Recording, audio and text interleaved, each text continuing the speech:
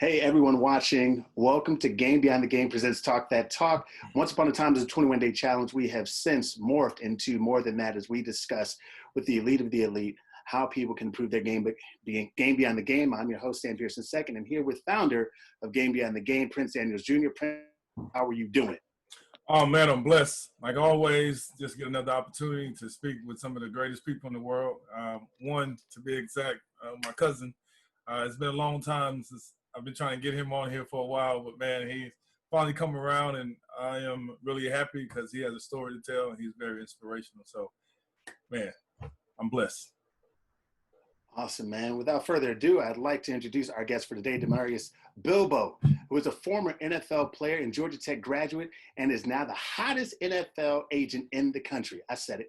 His story is one of defying all the odds, including having been raised in a single-parent household from Moss Point, Mississippi, being an undrafted NFL player, playing only 2 years after a career-ending injury, and starting his own sports agency from scratch that has become one of the biggest success stories in all of sports history. He has most recently gained and garnered lots of attention after his company, Revolution Sports, was acquired by Rich Paul Klutch Sports Group to run the NFL division. Damarius' roster includes some heavy hitters such as Pro Bowlers Melvin Gordon, Jarvis Landry, Alvin Kamara, and his story is one of turning his passion into his purpose and changing the landscape of all sports. Not to mention, he and Prince are family, y'all, in the building, family first. So please welcome Damarius Bilbo. Round of applause, stomp your feet wherever you are. Hey. Thanks for being here in your cutoff. I should close the interview right now. You will not be disrespectful. No, I'm just kidding. Thank you for being here, man. How are you feeling? Great and blessed.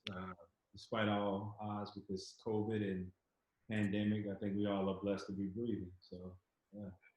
Heck yeah, I would say every day above ground is a good day, right? So, awesome. So let's jump right into this. A topic of discussion has been the lack of professional education with athletes.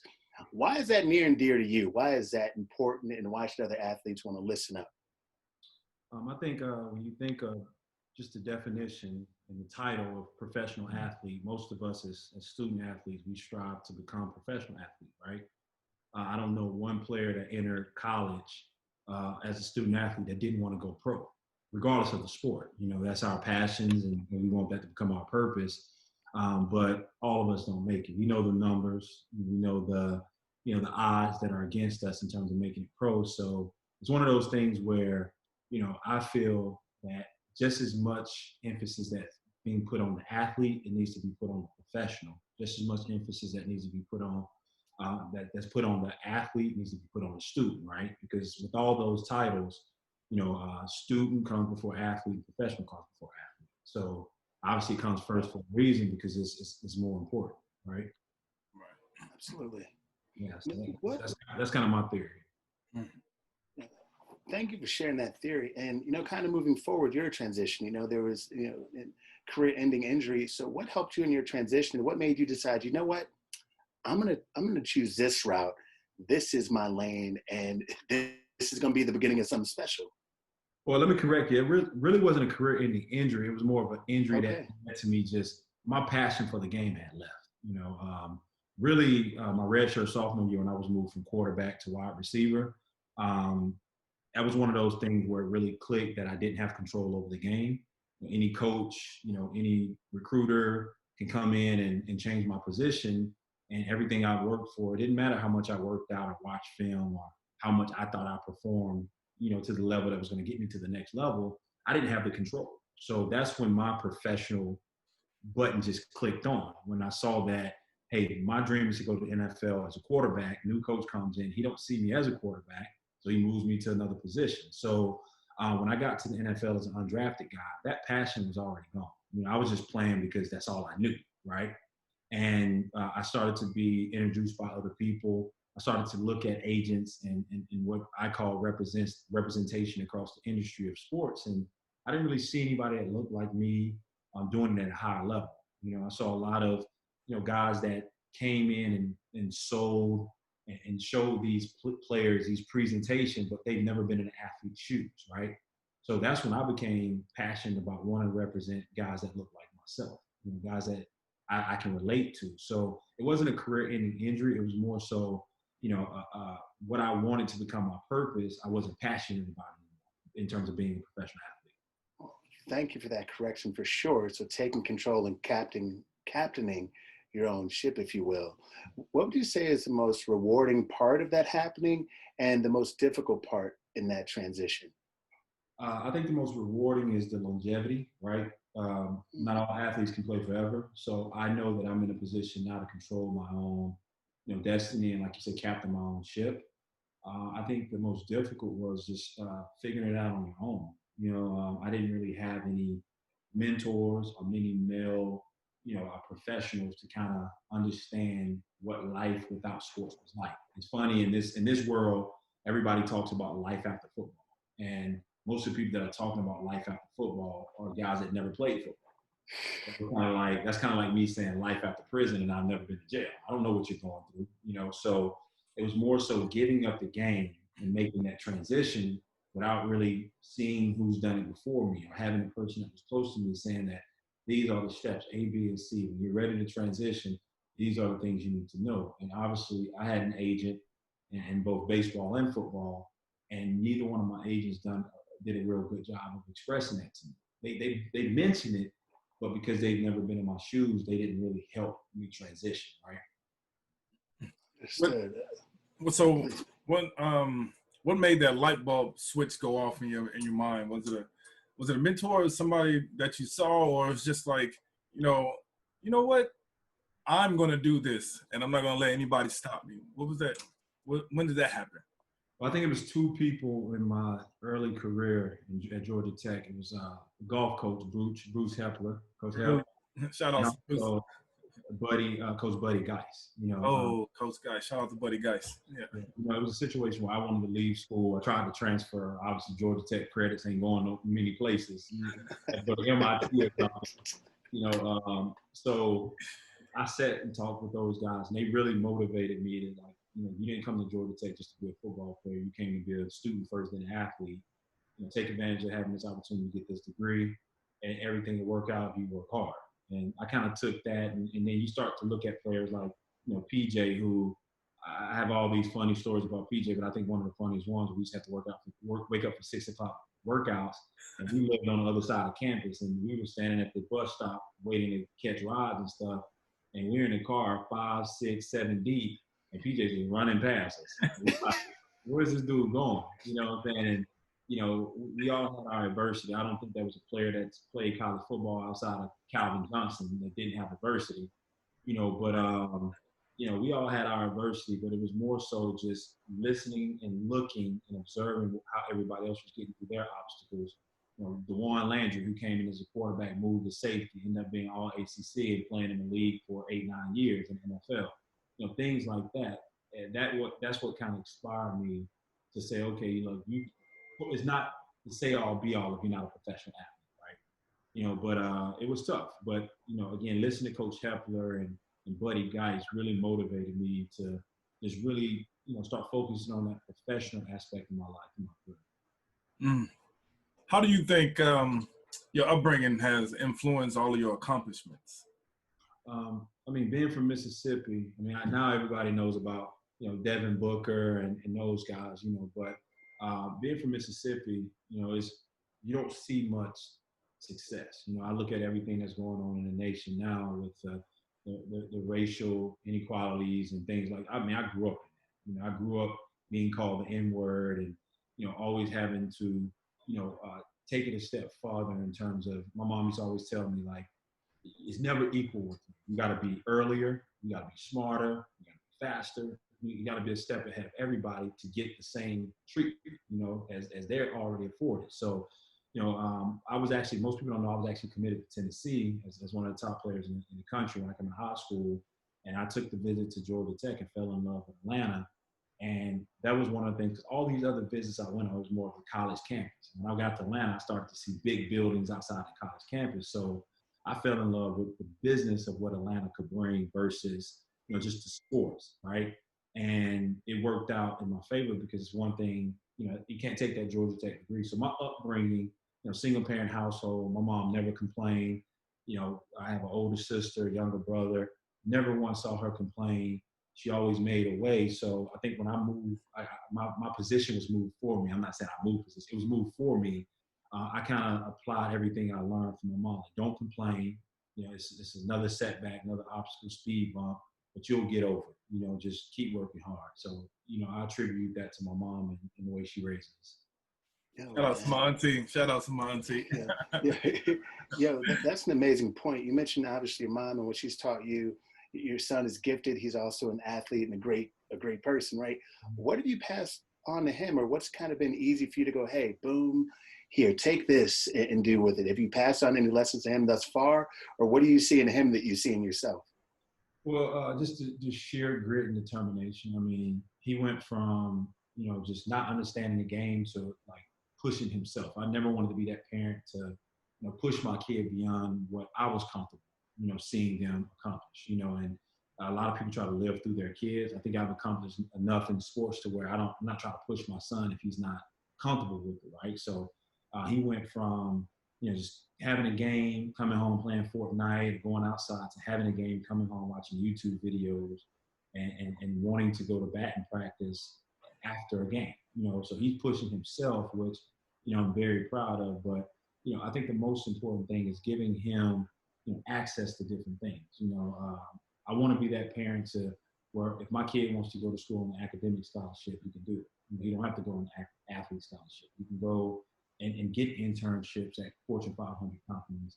You know, he's exposed to more than just the game of sports. So I'm helping him develop a lot of passions outside of the game of sports, you know, so that if it doesn't work out, he's not disappointed. Right? He's getting sports if that's what he chooses to do. He's a phenomenal soccer player, great baseball player right now, you know, but he's 12 years old. You know, like, you don't know where he's going to be in the next 5 to 7 years when he starts getting recruited, you know, but he's naturally gifted, and he wants it right now, you know, but I want him to want other things outside of sports. Amazing. So obviously, you know, you're representing, you know, the biggest and brightest folks. Are there qualities that you may look for in them, or that you want them to receive from you as you kind of, you know, grow, as you all grow together and build a relationship? Are there things like, hey, that you want to pour into them as they approach this new life or new world that they're about to experience, that they've yet to live? Yeah, I think you have to want to be educated, right? I think one of my clients that, you know, this year, Jeff Okuda from Ohio State, I mean, he's very intellectual, as all the clients are, but I mean, he seeks the knowledge. He reads a lot. You know, every day he's picking up something new to read. He's already thinking about life after football. He hadn't played it down yet. He was the 3rd pick overall in this draft by Detroit. But he's already positioned himself to be able to utilize the platform that's going to be afforded to him because of his natural God-given abilities, right? You know, my first client under my agency, Revolution, was Jarvis Landry. And, you know, God couldn't have blessed me, you know, even more so by giving that my first client. You know, he was my first client that I was able to kind of, you know, figure this thing out with, and kind of put a template and a foundation in place and said, this is how I want to represent my guy. You know, you have to believe in your brand more than you believe in that team's brand. You have to believe in, you know, your ability to be more than just a football player, and really get comfortable with being uncomfortable, right? Learning to meet new people, not just fans, not just coaches, not just teammates, but get out in the community and meet people that could possibly help you transition, you know, just as easy as you transition into the league. You want to be able to have that same smooth transition out of it. Wow. Man, so a lot of people didn't know that you started your sports agency from scratch once you left from another one. Like, how much hard work did you have to put in to actually get that off the ground, and to be in Jarvis Landry's face? Speaking of that, shout out to Jarvis Landry. But just to be in his face, and just to be in his space and just allow him to gain your trust. You know, how hard was that? I don't think it was hard on the relationship side with connecting with the player, because, you know, all athletes have that natural camaraderie, you know, that natural ability to connect.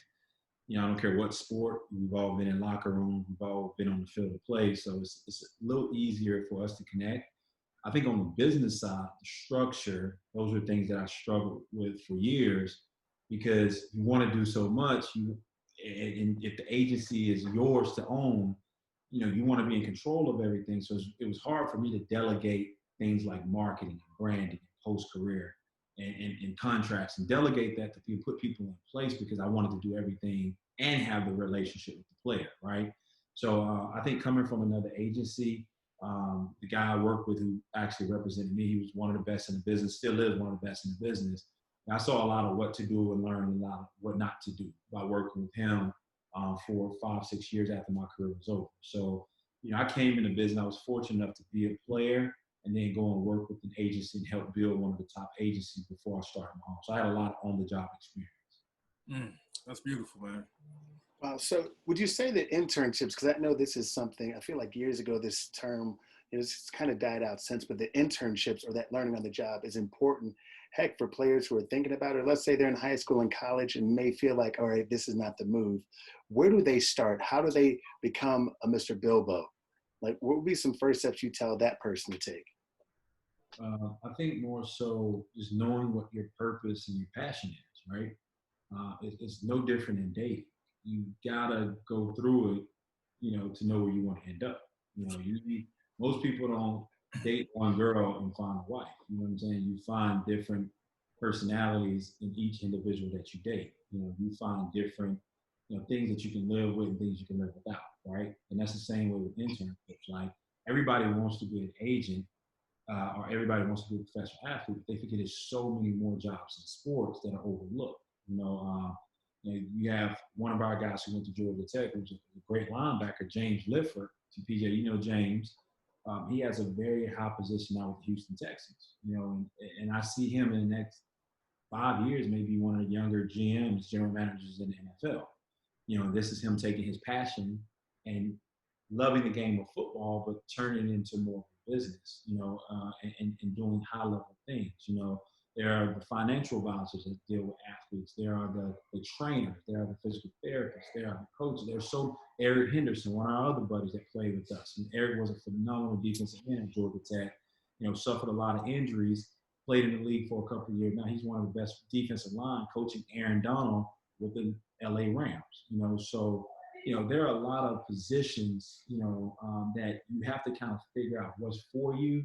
Because I can tell you that this agent business is not for everyone. It's a constant, but there's never, a on and off day, right? There's always, you gotta have your phone with you, you gotta have access to email, you have to be available to talk to clients and families, even when you don't want to at times. I struggle with that, being able to turn it off because it's such a competitive business. You feel like if you miss a phone call from a client, you gotta send them a voicemail, another agent is right up his back, hey man, I'll be there. It's just that kind of business. So I think in terms of the internships and things, that allows you to develop your passion and which ultimately becomes your purpose, right? Wow. I know you're going to be on the move pretty good. Oh, go ahead, P. I'm sorry. No, I was going to say the same thing. He has to be on the move. I know you have to. If can you pause it and say, yeah. All right, pause it right most definitely. I think I've already sent you the link on your phone, so. Let me check. All right.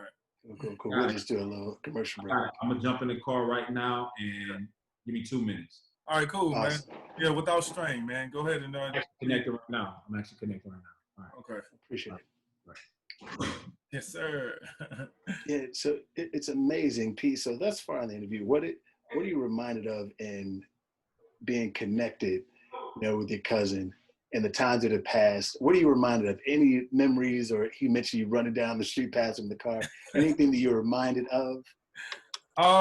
Just reminded of the hard work and dedication that he's speaking about. It runs in us, because just growing up in Mississippi, it was like always like the odds are against you. Yeah, being called the N-word, it was called a tar baby when I was little, but for me, it never really affected me. It just went over my head, and I just continued to keep laughing and having a smile on my face. So whenever we had a chance to rekindle at Georgia Tech, and I saw him, and it was just he was a part of my support group. Just reminded me, like, hard work, it never goes unnoticed. And so when they saw me at the bus stop running early in the morning, it was just me, somebody, the coach at the time, I love to say his name, Bill O'Brien. Shout out to Bill O'Brien too. But Bill O'Brien told me that I sucked and that I wouldn't amount to anything. And who's the head coach for the Houston Texans right now? I think the GM as well. When he told me that, that just struck a match under me, and it just made me every single morning, I would wake up for workouts, and I would run to workouts.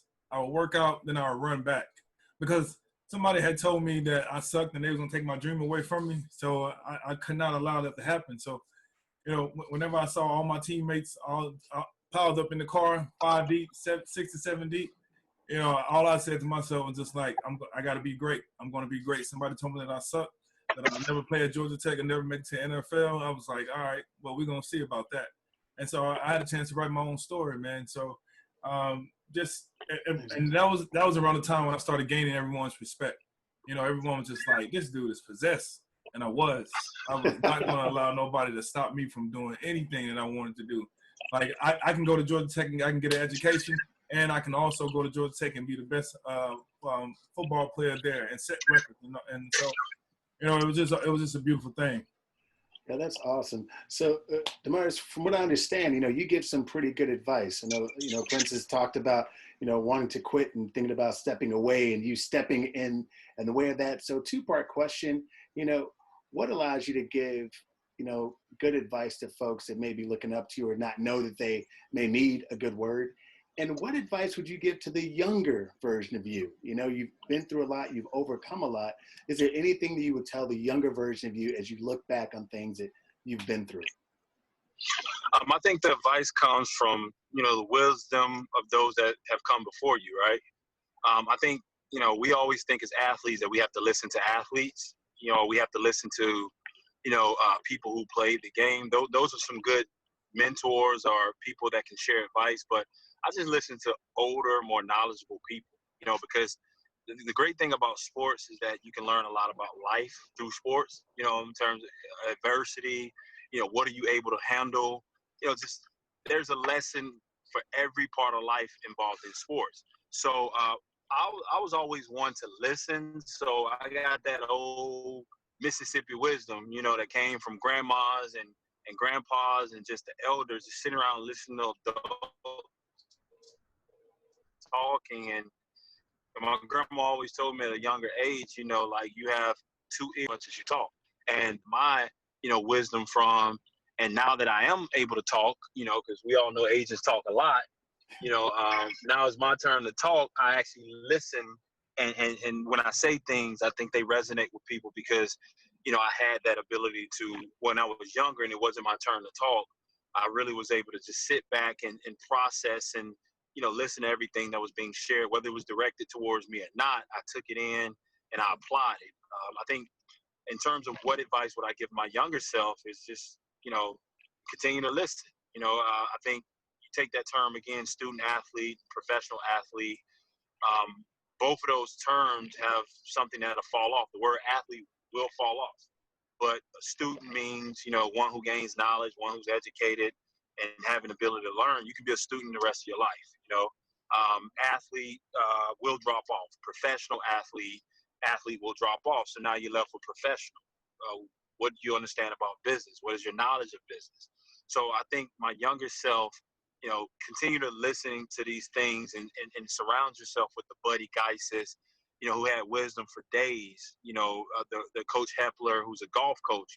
Again, this guy had nothing to do with football, but to be able to go into his office and have that free range to talk to him and ask him, why is this happening to me? I was a top prospect. I came to Georgia Tech to be the starting quarterback. And, again, Bill O'Brien, who's now the head coach of the Houston Texans, like, he made a man out of all of us. You know what I'm saying?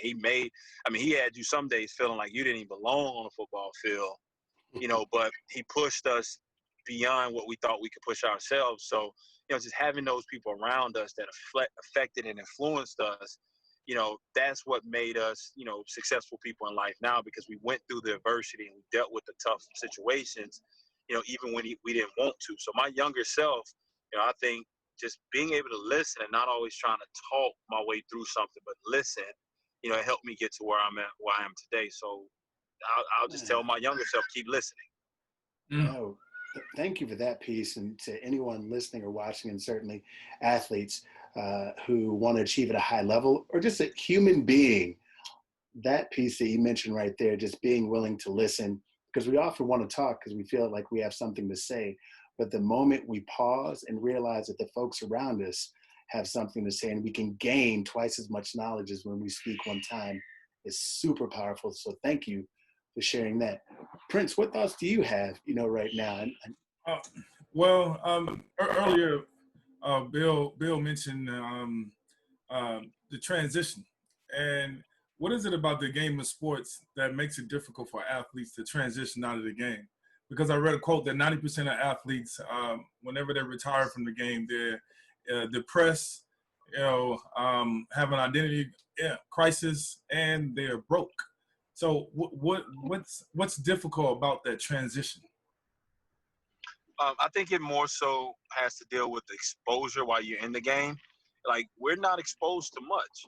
We have this sheltered, environment to where you think about this, PJ. When we were at Georgia Tech, we used to always eat at the AA, right? And then the day we go to 8th Street Diner or something like that, we in a whole nother world, because we finally are interacting with students that are not athletes, and we get to see what they go through. And these guys are having internships on the summer. We had that little bootleg Delta internship where I'm surprised Delta didn't go bankrupt with dealing with us, but we're not exposed to much. We're very sheltered. Most athletes are. We have everything written for us, everything figured out for us. And again, we all have that passion and purpose to want to make it to the next level. So we devote all of our time thinking about the next week. I remember, again, not only you running to practice, but I remember just, on weekends when we had off days, you guys going over to that turf field, just, running and doing sprints versus, a student that was probably a non-athlete. They probably were online or, at a job, shadowing someone. We were always being pushed to get to that next level. And then, when we get to that next level and it doesn't fully work out to our expectations, we have a hard time transitioning. And even the ones that are successful, you take the Calvin Johnsons, potential Hall of Fame, likely almost sure Hall of Famer, I'm sure he didn't know when he woke up one day and retired that, hey, now what does the rest of my life look like? Because he's given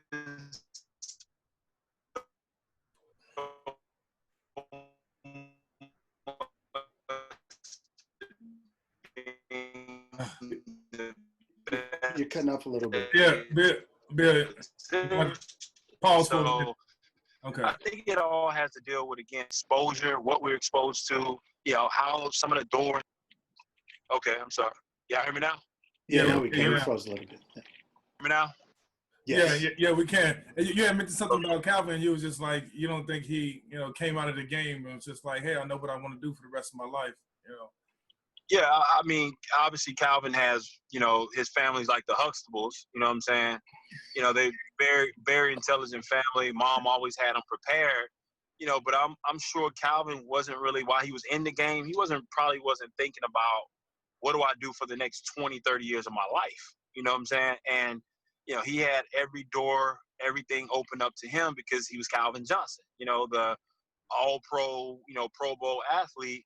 But it's just something mentally that blocks us because we think that if we take away time from the game, training, working out, preparing, part of our mental is like we're leaving something on the table. You know what I'm saying? And that goes for every single athlete. We want to be so great and we're so competitive. We want to put 100% of our time into our sport because that's what we've been taught to do, right? Thank you so much. And that's a great point for those folks watching too, because folks that have achieved at the highest level still don't have it all figured out. So mapping that out and mentioning that is super important. I'm sorry, go ahead, Prince. No, I was going to ask you, so do you think for a remedy for this solution of the transition, do college athletes need to, does the college athletic association needs to bridge the gap for those players to inform them and teach them about more beyond the game, or should the professional arena educate the players on, how to transition out of the game? I think it's a combination of both. I think I don't know every university, but I do know, Ohio State. They have a good program. Where I think every Wednesday or Thursday they do something for the professional. They teach the guys. I think they have speakers come in, and I know even at Georgia Tech, Lucius Stanford, who's still there, he did a great job, preparing us and exposing us to different, jobs and opportunities. While we were student athletes.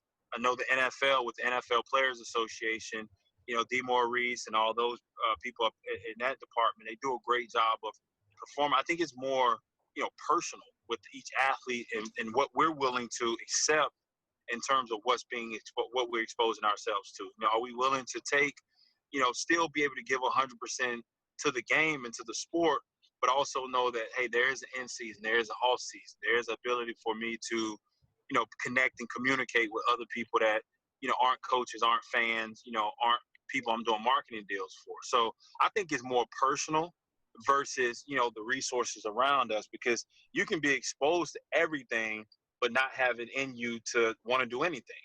Right. And I know, that was a part of me. I just knew I was going to be an NFL quarterback. I just knew that if I keep watching film, if I keep working out, if I get stronger, faster, my arm, I just knew I was going to be there. And then that one curveball is thrown and you're caught off balance. And you're like, oh, damn, can we cuss on here?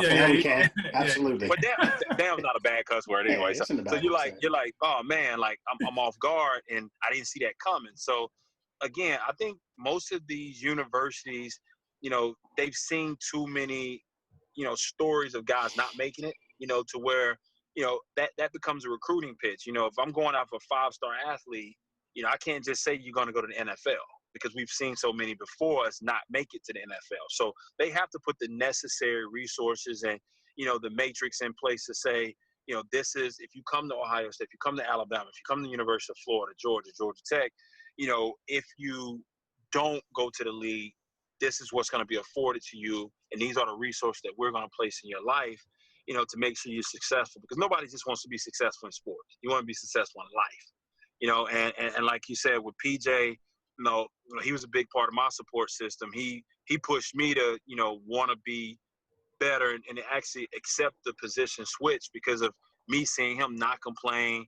And when the coach told him, it was either one or two things for PJ. It was like, do I kill Coach OB and hide his body in the closet, or do I just work hard to prove him wrong?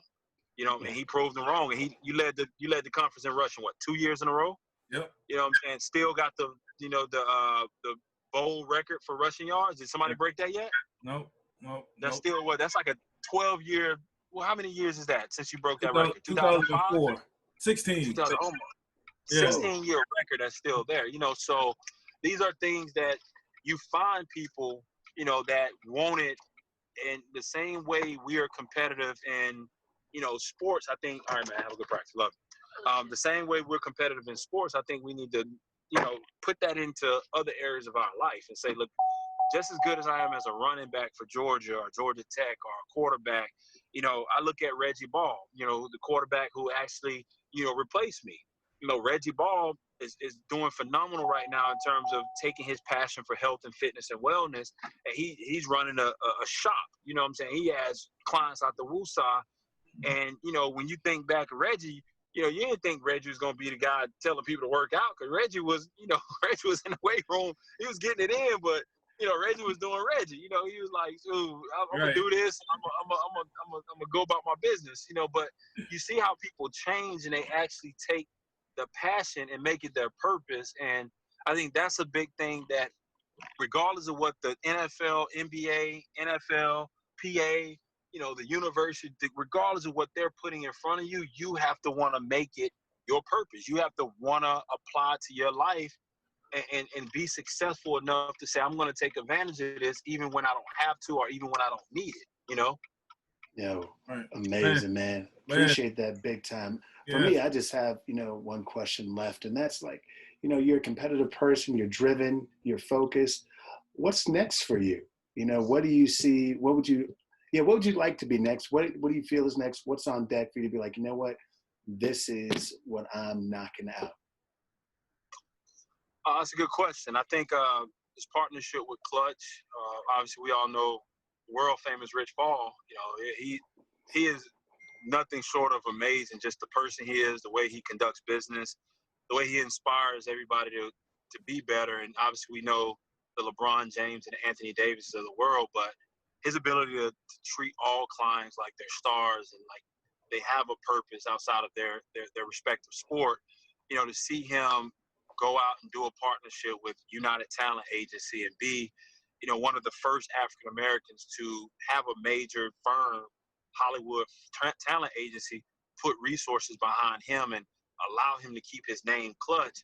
You know, that's something that inspires you within itself. You know, and I think being able to work aside people like him and his COO Farrah Leaf, and you know, the president of marketing, Marquise Watts, who came over from Adidas.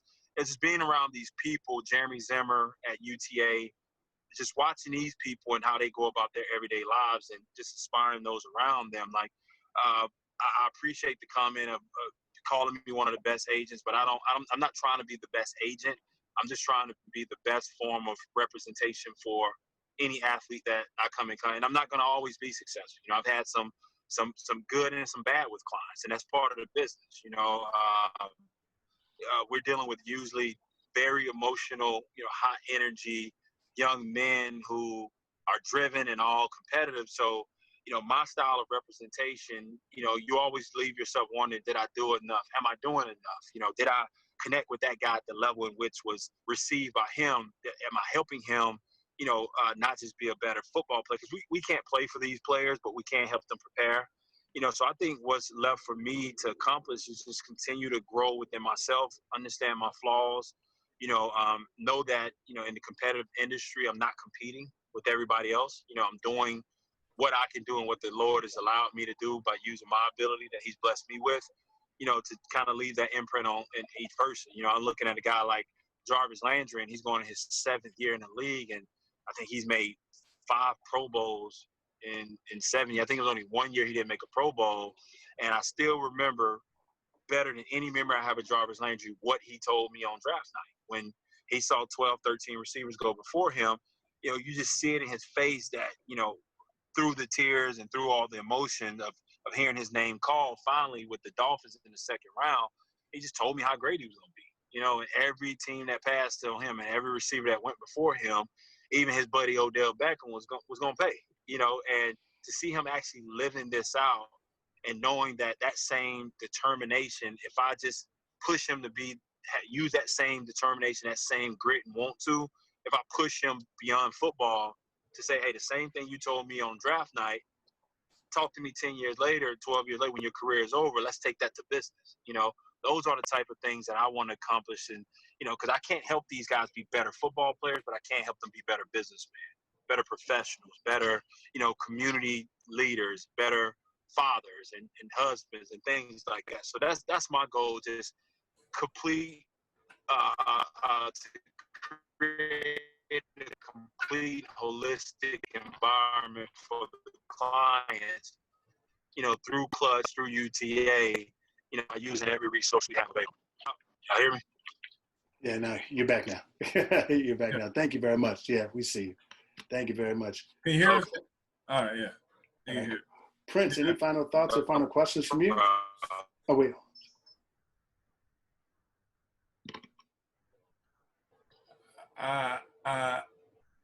He's I know.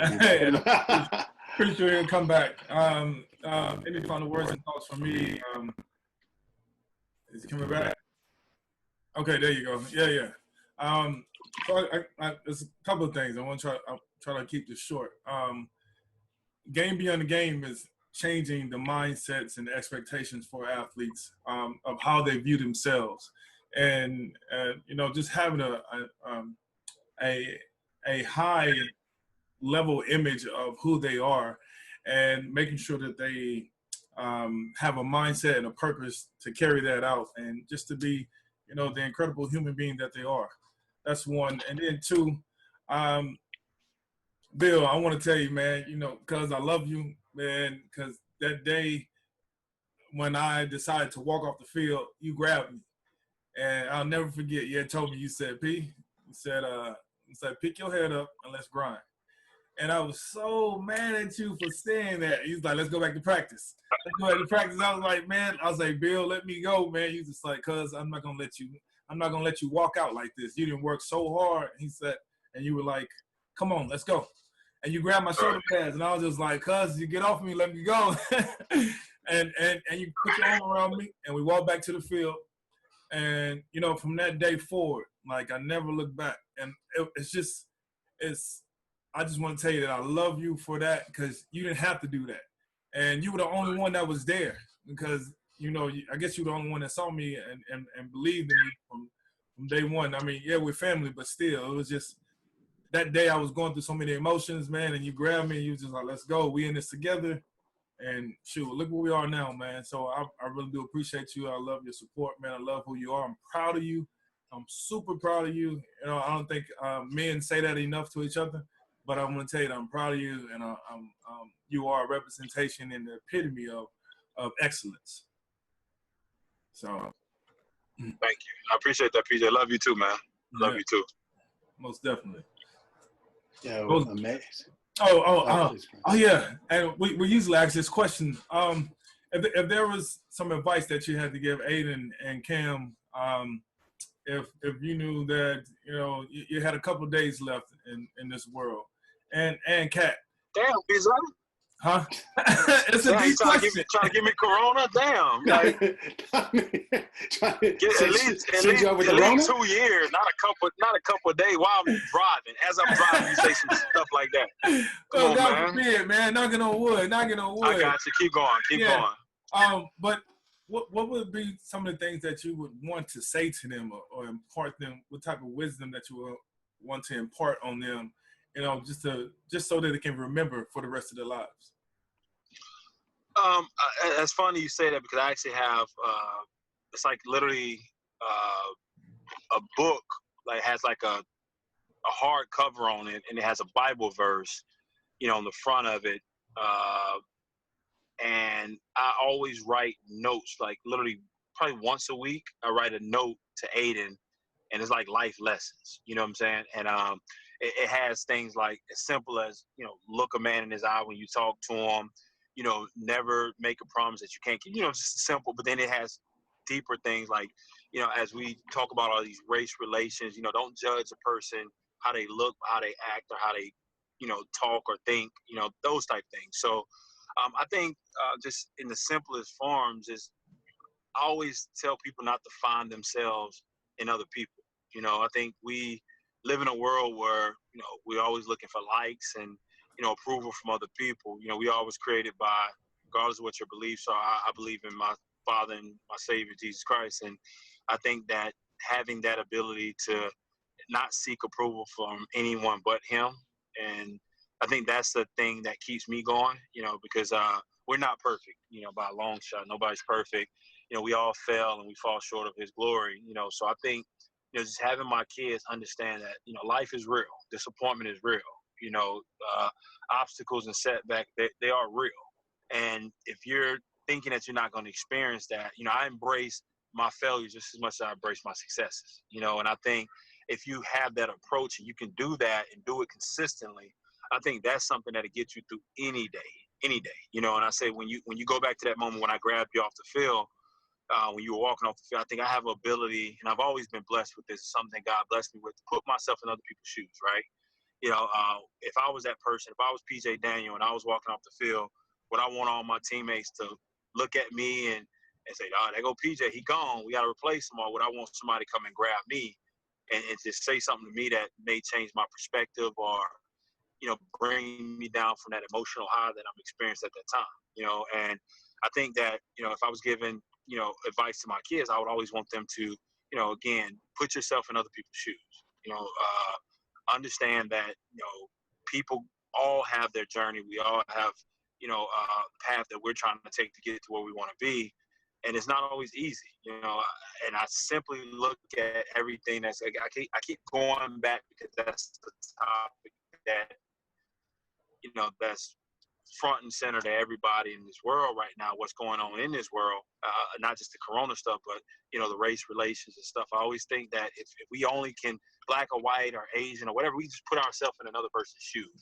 Like, would you want somebody to call you that word? Would you want somebody to treat you in that manner? You know what I'm saying? And if we all had that ability to just do that, then life would be a lot more simpler. So that's the advice I want to give my kids. Like, just don't find yourself or don't seek or look for yourself in other people. Go straight to the Father. And I tell Aiden every day, we read Bible verses at night. Obviously, Cam's one, so she get it when she's old enough. We're in his bed, we're reading Bible verses, and I'm telling him, every day I make him recite, what my job and what my duties are as his father. My job is to introduce you to your real father, as Jesus Christ. I'm your heavenly father, I'm not that. I take it back. I'm not your heavenly father. I'm your earthly father. We're on borrowed time. I was feeling myself right now. We're on borrowed time. He's giving me the ability to raise you, so I have to introduce you to him. I tell my son, my job is to protect you, introduce you to your father, and make a man out of you. Simple as that. We're going to keep it that simple. So, I have this little routine that I like to develop with my son, and hopefully he passes on. And, that's just, we keep it real simple around here, man. We don't do anything extra. My life is very, very simple. I love it that way. So that's kind of what I'll leave on my son. Just, again, and my daughter also. Find yourself, in the Lord. Don't go to other people, because people will disappoint you, and you might not see it as a disappointment at that time. I'm sure when Coach OB was telling you, he had his tough way of showing you that, hey, PJ, you can be an all ACC back. But he had just a bad way of delivering it at the time. You know what I'm saying? he had a horrible way of delivering it. You know what I'm saying? But he meant well in what he was saying. You know what I'm saying? And even for me, when Chan Gailey moved my position, he was doing what he knew was best for his position as head coach at the time. I don't think he had anything personal against me. He was doing his job. So when we look back and we grow and we go through these experiences, we know that I don't think people just genuinely have it out for another person. I don't think there's that much hate in a person that they just want to see another person fail. But to protect my kids and protect what, their journey in life, I always just tell them, like, people will disappoint you. Don't expect it, but know that it will come, and if you don't look for people to lift you up, you're lifted up by something much deeper than, a relationship with a person, but a relationship with Christ, then you'll get through any tough situation again. So that's kind of what I reiterate. And that's the lesson I would give them if I had 2 days left, 48 hours left. Get a man more than 48 hours. That's a PJ Daniels question right there. PJ's asked some crazy questions. That's a crazy one right there. Now you about to have me go get on my knees and pray so I can make sure I got a long 48 hours. Yo, walking around, being real specific about that time. Hey, no. Hey, man, you got a purpose, and you're not gonna be going anywhere anytime soon, man. So you got work to do. So you're gonna always be alive.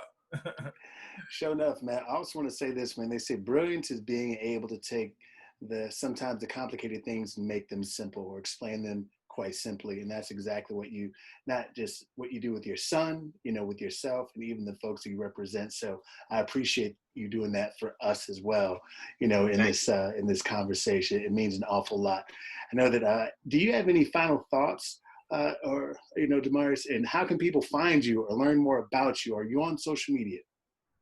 I'm on social media. Not very active. I'm private by nature. You know what I'm saying? I'm not really cut out. Yeah, I'm not really cut out for. I don't like being in the limelight. I like to play dead. I like to kind of, I guess, affect those that are around me. But I know that I do have a platform and I have to share it. So I'm trying to get a lot more comfortable with speaking and being out. And just coming in contact with people. You know what I'm saying? Because I'm a homebody. Yeah, I'm either in the gym or in the yard playing with my kids. That's again, I keep it very simple. But I am on social media. Is it Bilbo? Is Bilbo 8? Bilbo 8 on Instagram. Instagram Bilbo 8. And I try. I have, especially with the partnership with Klutch. I have a ton of people that reach out to me about how to be a sports agent, how to get in the industry. I welcome all questions. I'm I try to be full of advice, and if I don't have the answer, I try to find it.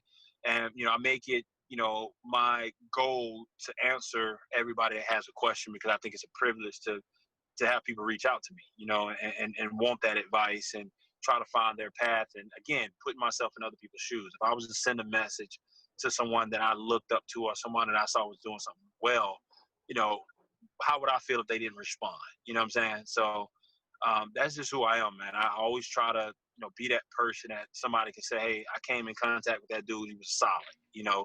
He handled every situation, not perfectly, but he handled it with respect and with care, and as if it was his own situation. So that's kind of who I am, man.